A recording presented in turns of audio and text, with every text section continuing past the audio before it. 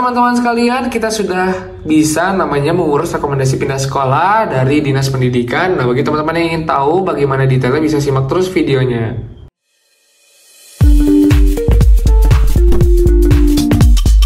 Video ini dipersembahkan oleh Radar Edukasi, berbagi wawasan menambah pengetahuan. Teman-teman sekalian, kembali lagi bersama saya di Radar Edukasi. Nah, teman-teman, pada kesempatan kali ini saya akan membagikan ataupun menginformasikan kepada teman-teman sekalian terkait dengan cara ataupun proses mengurus rekomendasi pindah sekolah.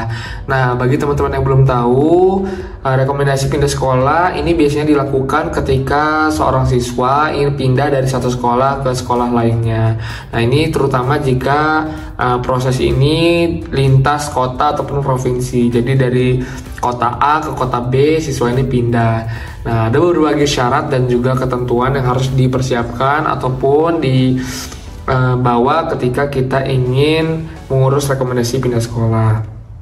Yang pertama adalah surat permohonan pindah sekolah dari orang tua ataupun wali siswa. Nah, ini bisa dilakukan dengan cara ditulis manual ataupun diketik dengan tanda tangan dari orang tua dan juga wali siswa atau wali siswa ya. Nah, ini harus disiapkan dari pihak walinya. Kemudian kita bisa meminta surat keterangan pindah dari sekolah asal. Nah, ini bisa kita minta kepada pihak sekolah dan harus diverifikasi dengan ada tanda tangan dari kepala sekolah. Nah, ini juga jika sudah ada ya. Jadi kalau memang belum ada, ini bisa langsung saja. Kemudian kita bisa meminta ataupun nanti kita harus menyiapkan namanya fotokopi rapot terakhir siswa. Ini sebagai acuan pada pihak sekolah yang baru untuk menjadi penilaiannya.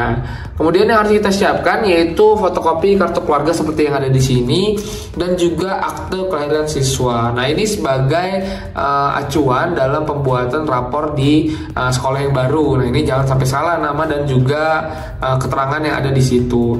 Kemudian kita juga harus membuat namanya surat keterangan diterima di sekolah tujuan. Nah, ini kita bisa minta kepada pihak sekolah tujuan agar kita nanti bisa melaporkannya ke Dinas Pendidikan.